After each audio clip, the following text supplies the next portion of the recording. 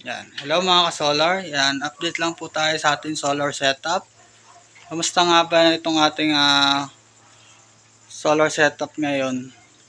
Mga nakaraan na dumaan yung bagyo na si Dante at si Emong. Yan. Ngayon lang ako nakapag-update mga ka-solar dahil busy sa trabaho, tapos binaha pa tayo dito mga ka-solar. Yan, pumasok dito yung aming dito, pinasok ng tubig to mga ka-solar. Tsaka ito dito sa CR. Yan, sa kusina. Yan, pinasok ng tubig to. Dahil mataas na yung mababa kasi itong lugar namin. Tapos mga barado pa yung kanal. Yan mga ka-solar. Yan, bumaha yan dito mga ka-solar. Naging busy tayo, naglinis tayo. Yan, dito nga tayo ka-solar setup. Yan. Kamusta nga ba itong ating setup ngayon, tag-ulan? Yan.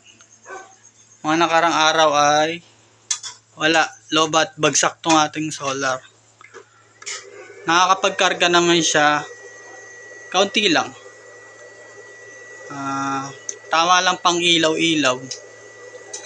Tapos, ito pa yung ating isang backup.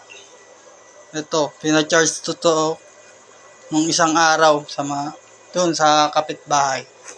Yan, nagbayad lang kami ng 50 pesos. Yan, pina-charge namin to. Pero ngayon puno na ito. Nakapag-charge kami kanina. At maganda yung init. Yan. Ito ang ating battery laman. Ayan, 27.0. Yan mga ka-solar.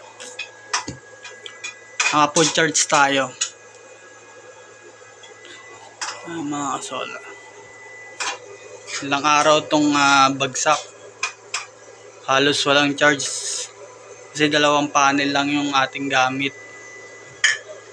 Tapos yung isang panel ay yung isa Jinko Tiger Neo.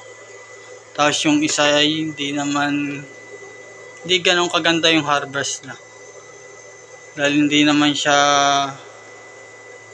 efficient yung kanyang nakukuhang harvest. Kasi ay hindi siya, iba yung brand ng kanyang panel eh. Sun Power yung nakalagay dun sa kanyang likod ng kanyang panel. Yan mga solar.